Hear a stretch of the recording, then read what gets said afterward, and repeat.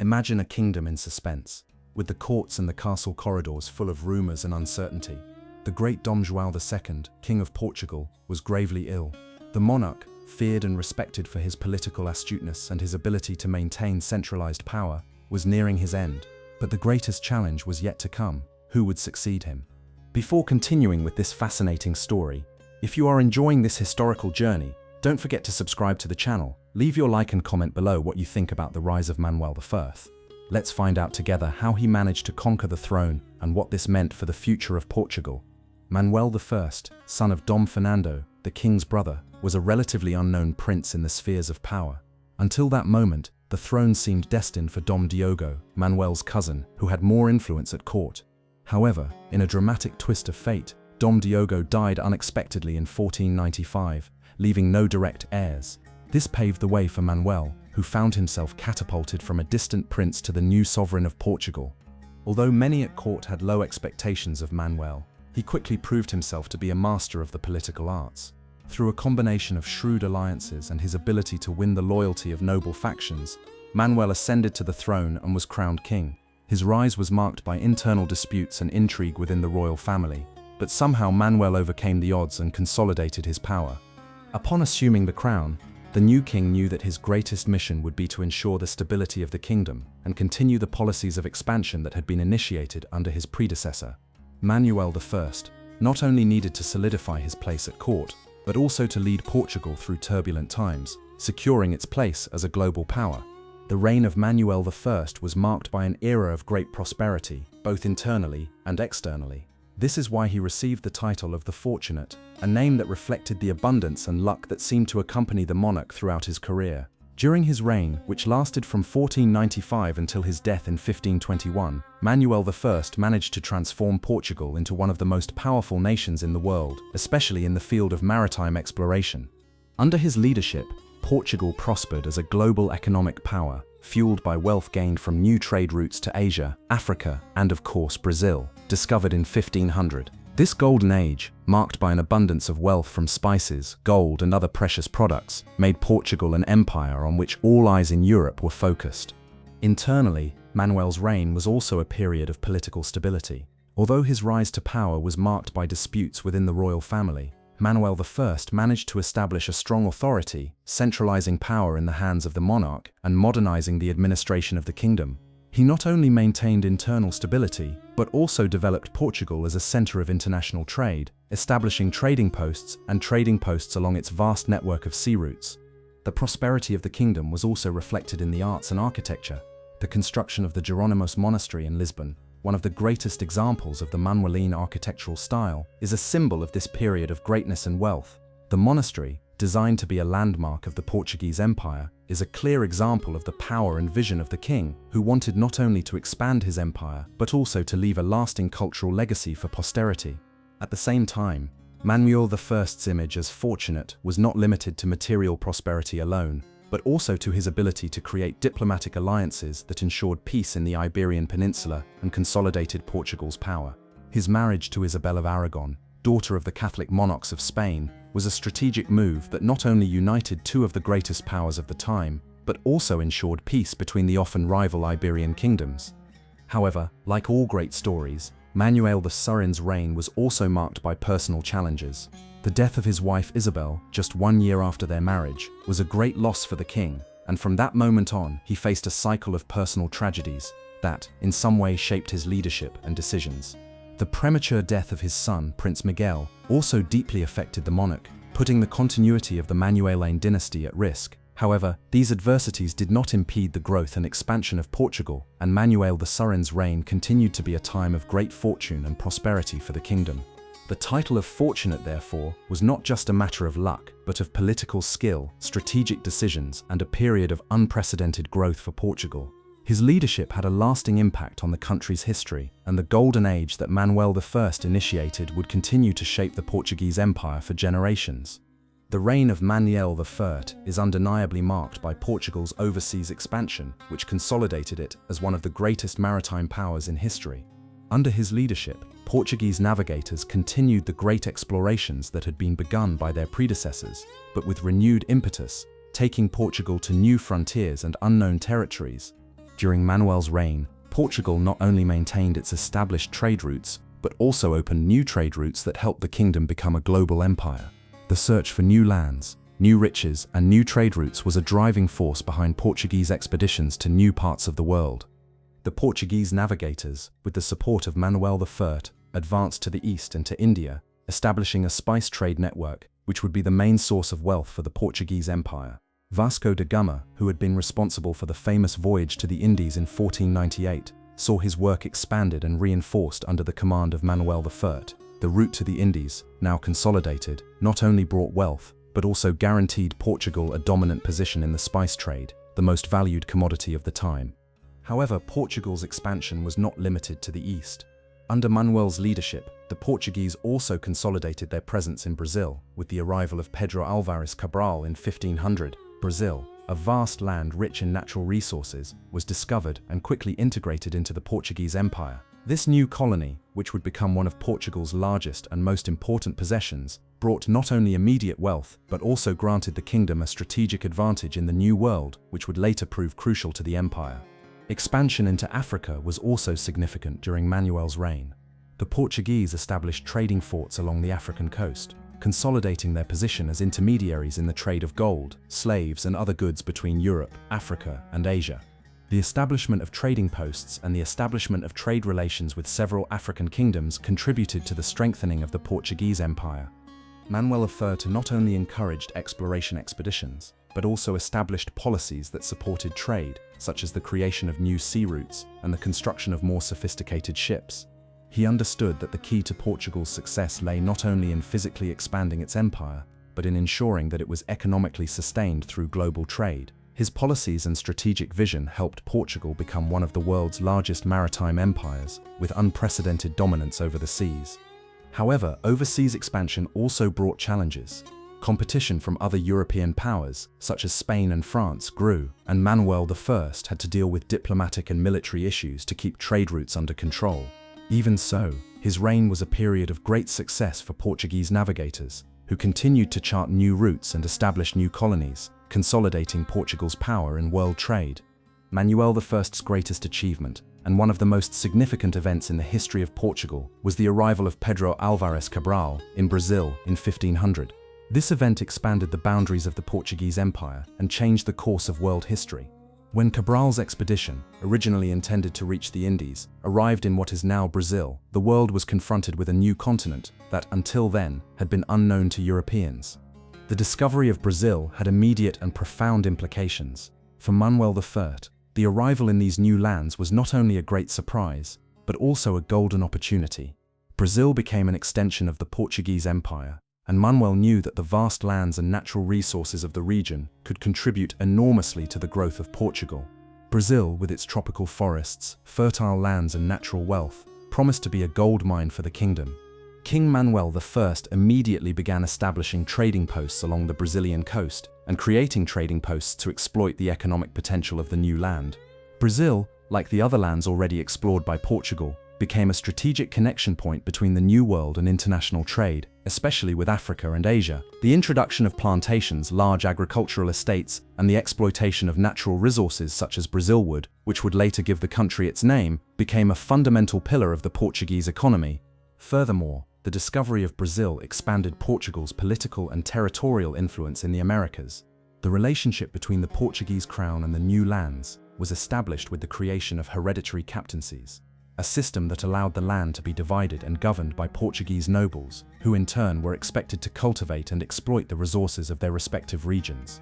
This system generated a series of internal conflicts, but it was also a way of consolidating the Portuguese presence in Brazil and ensuring that the empire had control over the riches that the territory offered. The impact of the discovery of Brazil was so significant that it altered the priorities of Manuel I and future generations of Portuguese rulers. Although trade with the Indies and Asia remained a vital source of wealth, Brazil became a new center of power for Portugal. Over the years, Brazil would become one of the most lucrative colonies of the Portuguese Empire, generating profits from sugar cultivation, gold mining, and later coffee cultivation, thus becoming a key player in maintaining Portugal's dominance in the Americas. But the discovery of Brazil was not just a matter of territorial expansion. It also brought with it a series of diplomatic and military challenges.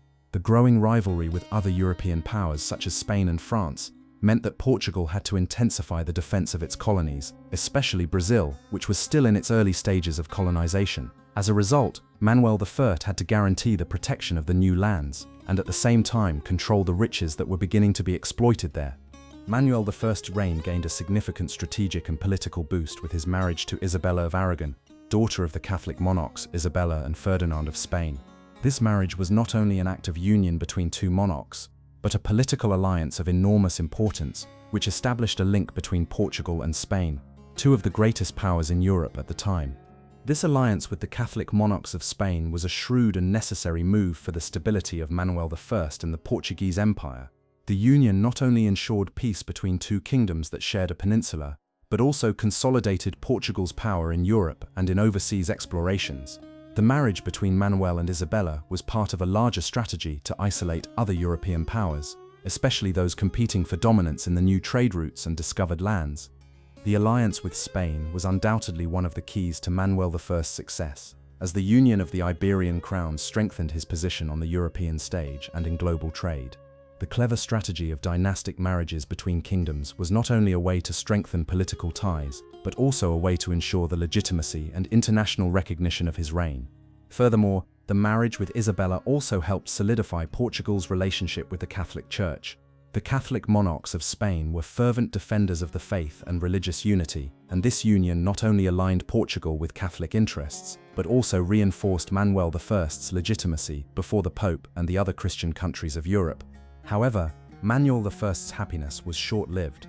Just 1 year after their marriage, in 1498, Doña Isabel died unexpectedly. The death of his wife left the monarch deeply shaken, not only personally, but also politically. The alliance with Spain, which had been a strategic pillar of his reign, was lost with Isabella's death, and Manuel I had to face the consequences of this personal tragedy. In the midst of his grief, Manuel I did not hesitate to act pragmatically.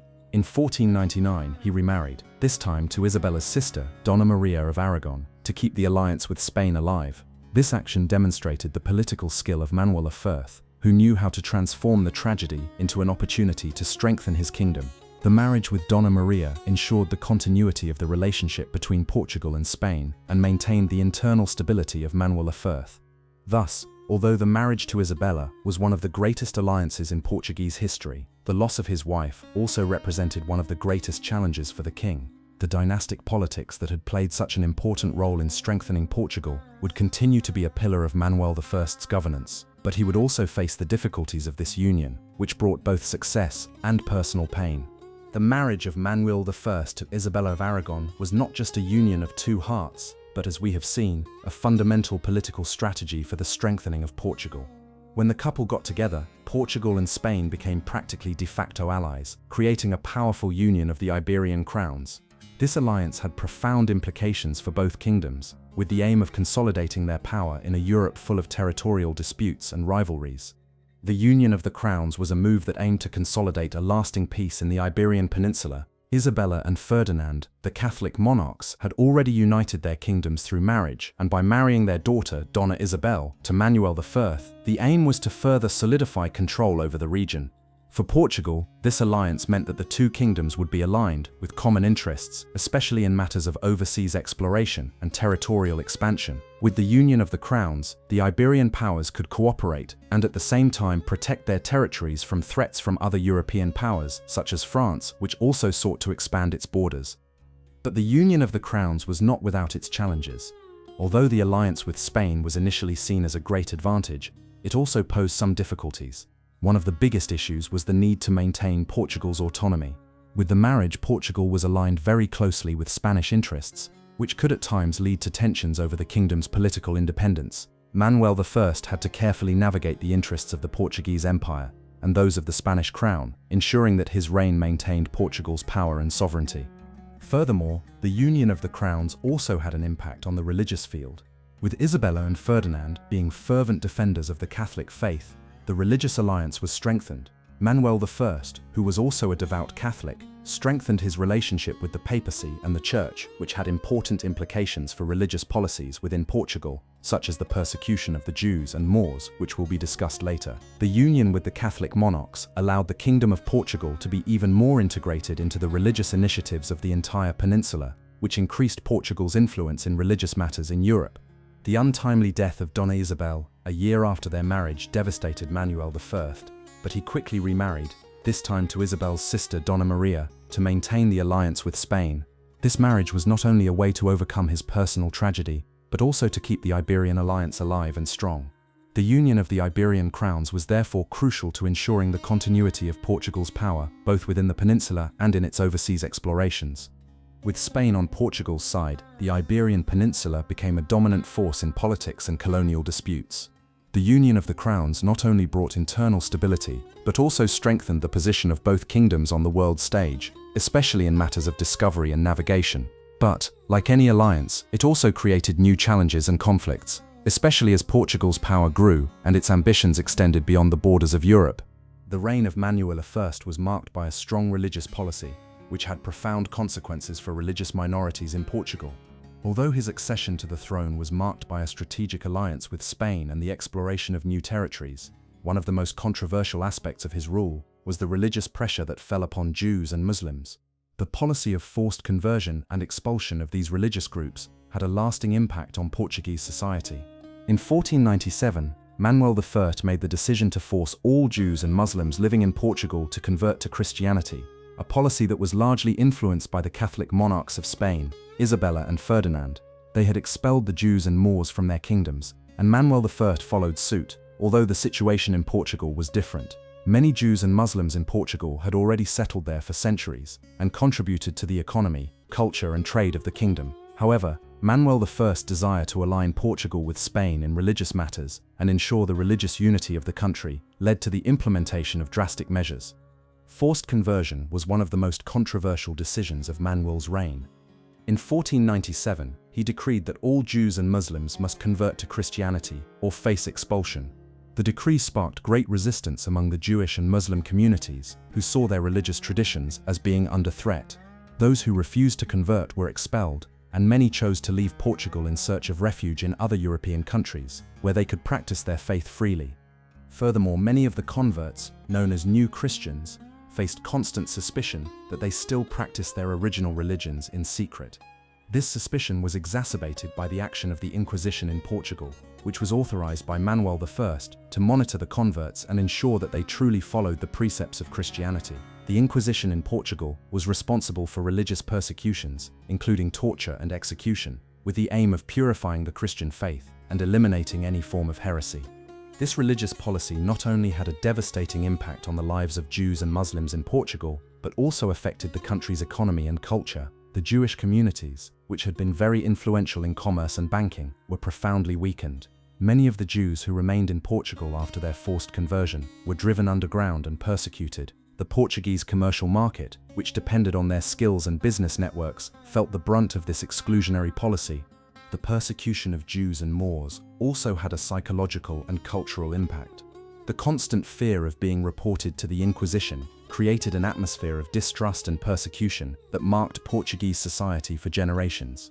Portuguese culture, which had been enriched by the influences of various religious traditions, was impoverished by this attempt to homogenize the kingdom's faith. Manuel I's decision to follow the religious policy imposed by the Catholic monarchs of Spain was one of the most debated and controversial of his reign. Although he sought to strengthen religious unity in Portugal, this policy had tragic consequences for many communities and failed to achieve the stability that the king had hoped for. Instead, it deepened social divisions and undermined Portugal's economic and cultural foundation.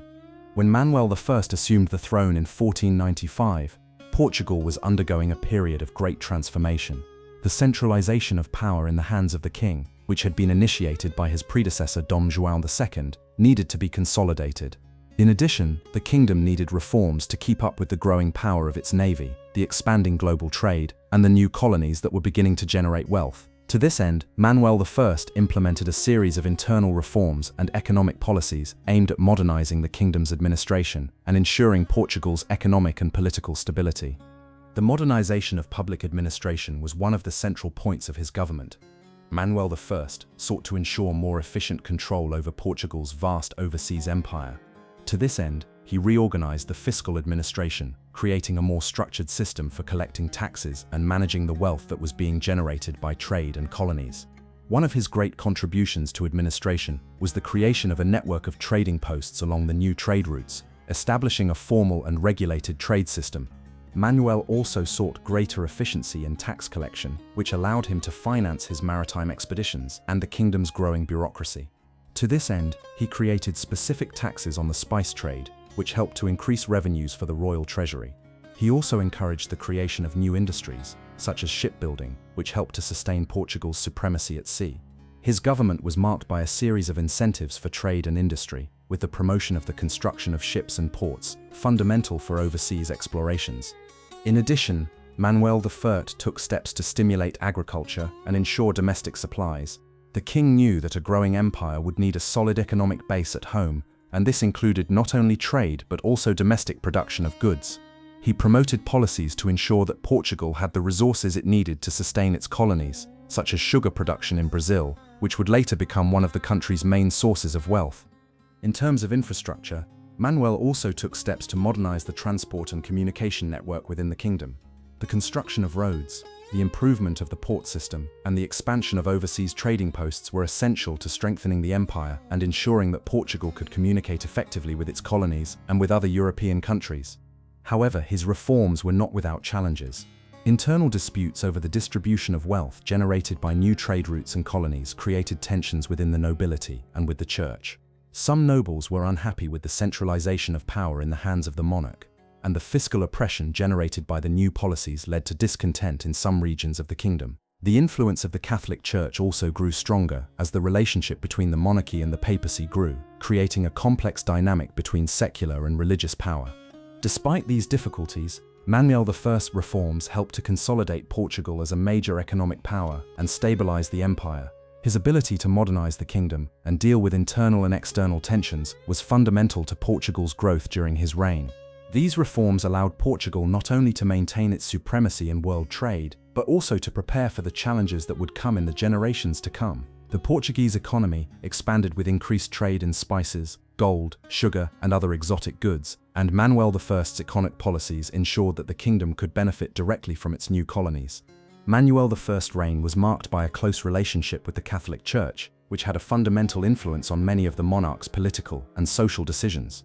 As a fervent defender of the Catholic faith, Manuel not only aligned himself with the religious interests of the time, but also used the church as an instrument of power to consolidate his authority and strengthen Portugal's position on the European stage.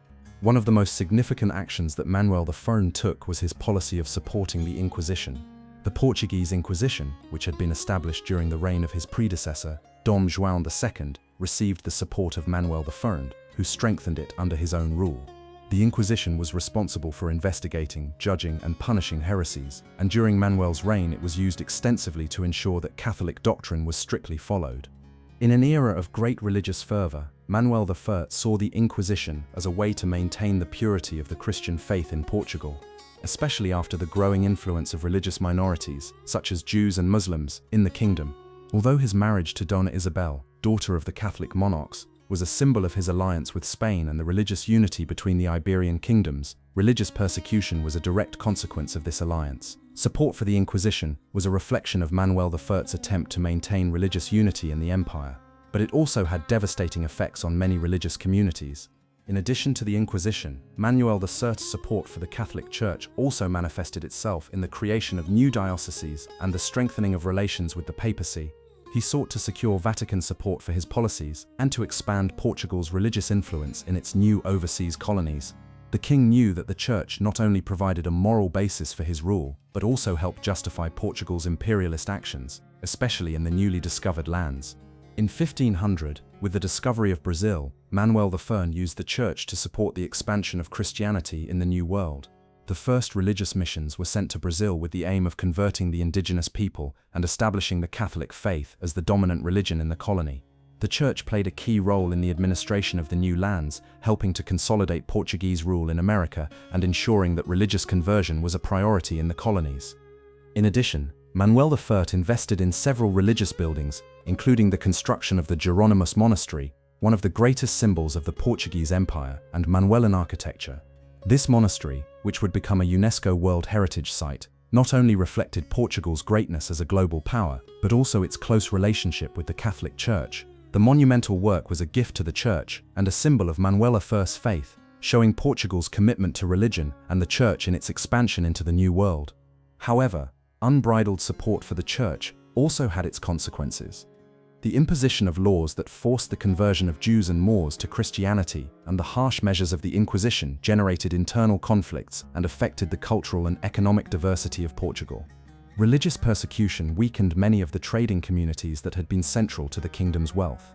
The repression of religious freedom and growing intolerance created an atmosphere of fear and suspicion, which ultimately damaged the kingdom's social cohesion. Manuel I's greatest legacies, and one of the most impressive landmarks of his reign, was the construction of the Jerónimos Monastery in Lisbon. This monastery not only symbolizes the greatness of the Portuguese Empire during the reign of Manuel I, but is also a clear example of the architectural style that became known as Manuel I, a unique style that mixed elements of Gothic, Renaissance, and influences from the Great Navigations. The decision to build the Jerónimos Monastery was partly a tribute to the discovery of Portugal and a way to ensure that the kingdom had an architectural landmark that reflected the prosperity the country was experiencing at that time. The monastery was commissioned by Manuel I in 1501, with the aim of being both a religious sanctuary and a symbol of Portuguese power. Construction began in 1501 and took almost a century to complete, making it one of the largest architectural projects of its time. The reason why Manuel I chose to build the monastery was both religious and political. He wanted a lasting monument to represent the success of his overseas explorations and the Catholic faith that sustained the Portuguese Empire. The monastery was dedicated to Saint Mary of Belém, and the religious order that inhabited it, the Jerónimos, were tasked with praying for her soul and those of the navigators who set out for distant lands. The choice of location, on the banks of the river Tagus, was not accidental. The monastery would be next to one of Lisbon's largest ports, symbolizing the kingdom's connection with the sea and its expeditions to the east.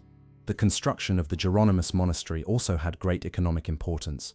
The building was designed to become a center of religious and cultural power, attracting artists, artisans, and workers from all over the empire. The project was an opportunity to employ Manuel architecture, which was characterized by decorative exuberance and the incorporation of elements of the great voyages, such as ropes and nautical elements, that reflected the new age of exploration and Portugal's maritime dominance. The monastery was not only a religious center, but also a symbol of international prestige for the Portuguese Empire. By building this grand edifice, Manuel I wanted to show the world the wealth and importance of Portugal. It was not just a place of prayer, but a true work of art that would be admired for centuries. In addition to being an architectural landmark, the Jerónimos Monastery was also a cultural and scientific hub. It became a meeting place for scholars, cartographers, and artists who contributed to the development of science and art during the period of the Great Navigations. The monastery served as a space for reflection on the future of Portugal and the great conquests that were to come, including the exploration of Brazilian lands and the routes to India. However, the construction of the Jerónimos Monastery also brought financial challenges to the kingdom. Although the monastery was seen as a symbol of prestige, the maintenance of the building and the cost of decorations and materials required large amounts of resources, which caused some tension within the kingdom. Many nobles and merchants questioned whether the expenditure on the construction of the monastery was not compromising other essential areas of the kingdom, such as the defense and development of its colonies. Despite these difficulties, the monastery was finally completed in 1600, long after the death of Manuel I, but the legacy of its construction endures to this day. The Jerónimos Monastery has become one of the greatest symbols of Portugal's golden age and was declared a World Heritage Site by UNESCO in 1983 due to its historical and cultural importance. The reign of Manuel I was full of great achievements and conquest for Portugal, but it was also marked by a deep dynastic crisis that shook the kingdom, especially after the death of his wife Dona Isabel and the loss of his son Prince Miguel. The succession to the throne of Manuel I became a critical issue, and uncertainty about the future of the Manueline dynasty began to hang over Portugal. In 1497, Manuel married Isabella of Aragon, daughter of the Catholic monarchs, in a marriage that united two of the greatest powers of the time. This marriage not only had great political importance, but also represented the hope of ensuring the continuity of the Manueline dynasty. However, the king's happiness was short-lived. Just a year after the wedding, Isabella died unexpectedly, which left Manuel devastated, both personally and politically. Isabella's death meant that the alliance with Spain, one of the most powerful forces in his political strategy, was weakened. But the greatest tragedy that Manuel I would face was yet to come. His son Prince Miguel died suddenly in 1500 at the age of 2. The death of the direct heir to the throne was devastating for the king, as it put the continuity of the dynasty and the stability of the empire at risk. With Miguel's death, the line of succession was completely shuffled, and Manuel I found himself facing uncertainty as to who should succeed to the throne. The Manueline dynasty, which had begun with Manuel I, seemed to be under threat. The dynastic crisis was not only a personal matter for Manuel, but also a political concern. The Portuguese court, which until then had been strongly aligned with the House of Aviz and the Manueline dynasty, was now divided, with different factions of the nobility disputing the succession to the throne. Manuel I had no clear heir, and Miguel's absence caused great uncertainty about the future of Portugal. In an attempt to resolve the succession crisis, Manuel remarried, this time to Donna Maria of Aragon, Isabella's sister, in an effort to maintain the alliance with Spain and ensure the continuity of the dynasty. However, the king was still scarred by the tragedy of losing his son and not being able to secure a legitimate heir who could assume the throne. This dilemma over the succession affected the political stability of the kingdom, and the transition of power became a delicate issue. The situation was further aggravated by the growing isolation of the Manueline dynasty. After the death of Manuel I in 1521, the Portuguese Empire faced a period of political uncertainty, and the dynasty was replaced by the Habsburgs, with the accession of João III, Manuel I's son, to the throne. However, the dynastic crisis that marked the reign of Manuel I had lasting consequences for the future of Portugal. Although João III was a legitimate heir, the kingdom entered a phase of political fragility that would affect its ability to maintain internal cohesion and face external threats. One of the greatest cultural legacies of the reign of Manuel I was the emergence and spread of the architectural style known as Manueline, a variant of the late Gothic style with strong influences from the Renaissance and the Age of Discovery. During the reign of Manuel I, Portugal was at the height of its overseas expansion, and this was reflected in the arts and architecture in a unique way. The Manueline style became a symbol of Portugal's prosperity, grandeur, and imperial identity. Manueline architecture is characterized by exuberant ornamentation and decorative detail, incorporating motifs of navigation, exploration, and religion, which were central to Portuguese culture at the time. Elements such as ropes, columns, shells, armillary spheres, and other maritime symbols were often used in its constructions, reflecting Portugal's new era of maritime discovery. These elements represented the expansion of the Portuguese Empire and its growing presence on the seas and in the newly conquered lands. Manueline architecture was also notable for its sumptuousness and decorative complexity. The Jerónimos Monastery in Lisbon is undoubtedly the greatest example of this architectural style, and its construction began under the command of Manuel I. The monastery not only reflected the wealth and power of the Portuguese Empire, but also symbolized the strong connection between the Catholic Church and the Kingdom of Portugal. The monastery became a World Heritage Site and remains one of the most impressive architectural masterpieces in the world. Another notable example of the Manueline style is the Belém Tower, also in Lisbon. Built to protect the city's harbour, the tower is a landmark of Portuguese architecture and incorporates the decorative elements typical of the style, such as carved details that represent the power of the Portuguese maritime empire. The Belém Tower not only served as a fortress, but also as a symbol of navigation, with its strategic location on the banks of the Tagus River. In addition to these great buildings, the Manueline style was also used in churches, palaces, and other important buildings of the kingdom, reflecting the opulence and vision of the king. Manueline art also extended to other areas, such as sculpture and furniture, becoming an expression of the cultural and material wealth of Portugal in the 16th century. The influence of the Manueline style was not limited to Portugal, but spread throughout the Portuguese colonies, especially in Brazil. Religious and colonial architecture in the new lands also began to follow the lines of the style, blending European elements with local traditions. But the heyday of the Manueline style was not just a reflection of Portugal's material wealth and grandeur, it was also a reflection of Manuel I's imperial mindset.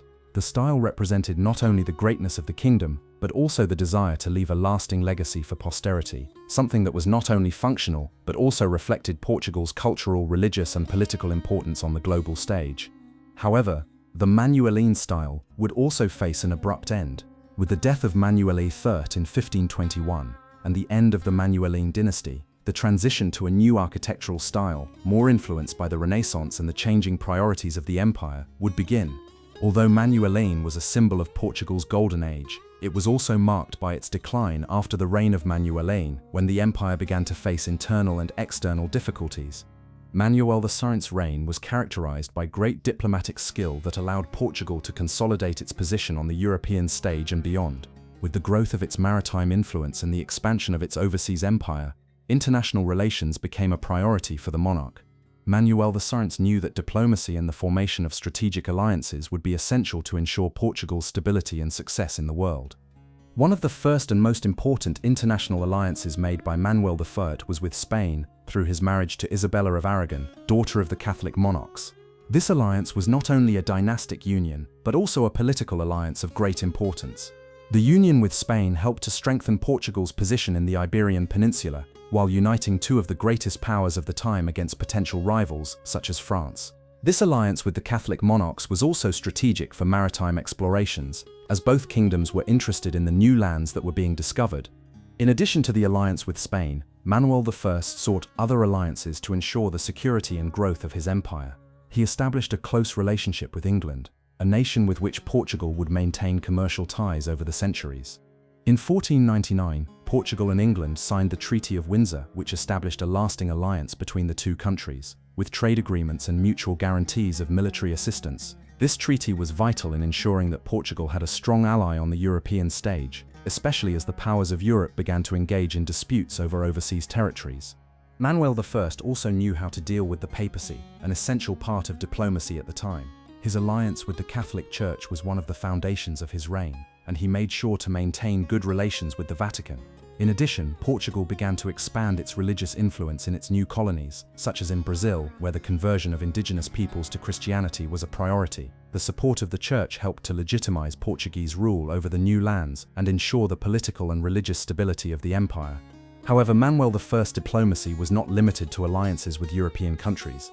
Portugal was becoming a global power and as such had interests throughout the world.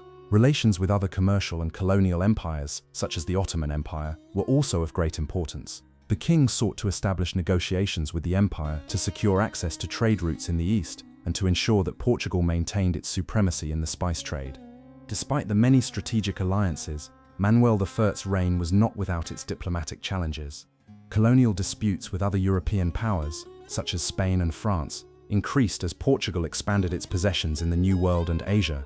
Although the partition of the world, established by the Treaty of Tordesillas in 1494, had divided the world between Portugal and Spain, the rivalry between the powers continued to grow. Manuel I's diplomacy was crucial in avoiding major conflicts and ensuring the security of Portuguese trade routes and colonies.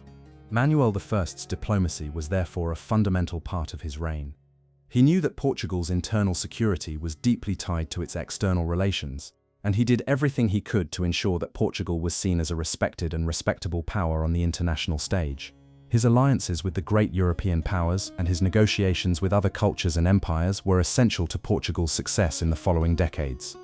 The reign of Manuel I was profoundly influenced by global trade, and one of the greatest sources of wealth for Portugal came from its overseas explorations, especially from trade routes to the Indies and other territories. The opening of sea routes to the east and the trade in spices, gold and other precious goods generated great prosperity for the kingdom, establishing Manuel I as one of the wealthiest and most powerful monarchs in Europe at the time. One of the greatest achievements of Manuel I's reign was the expansion of the spice trade.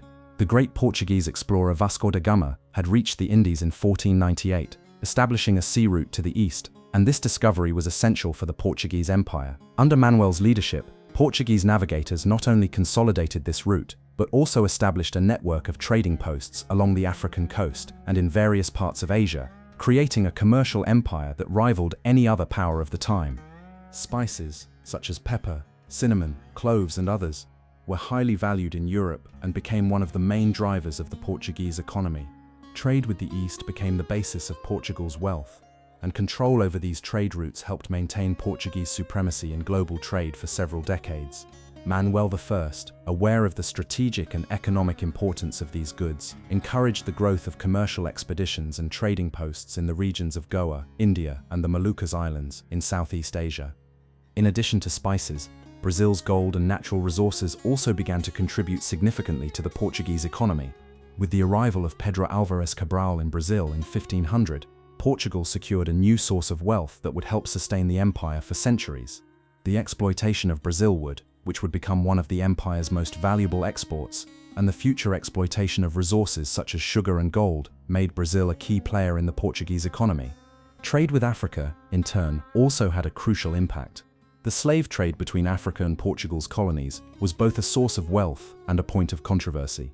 Slave labor was used on sugar plantations in Brazil, which became extremely profitable. This trade, although bringing great profits to Portugal, also generated great moral and social issues, which would be reflected throughout the history of the empire.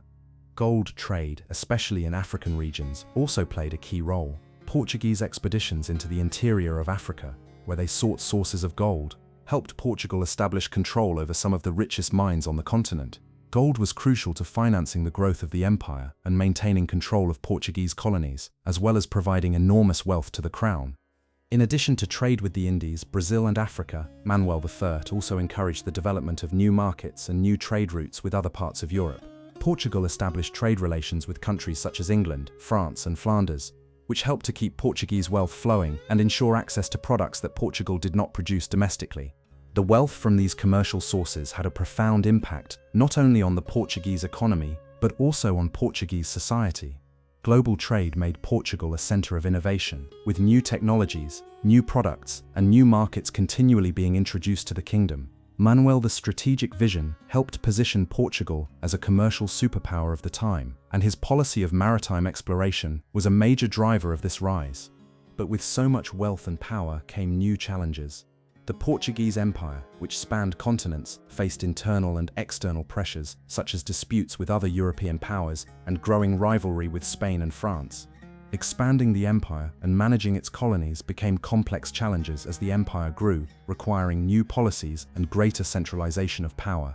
The reign of Manuel I was one of the most remarkable in the history of Portugal, marked by great achievements in trade, maritime exploration, and the arts.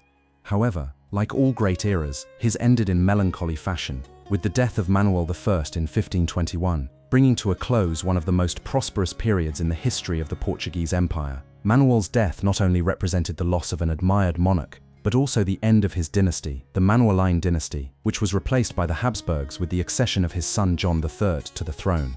Manuel I died in 1521 after a reign of 26 years, leaving an impressive legacy, but also facing a great personal tragedy, the death of his wife, Dona Isabel, and the premature loss of his son, Prince Miguel, which left the future of the dynasty in jeopardy. These personal tragedies would deeply shake the monarch, but he managed to continue governing skillfully until the end of his life.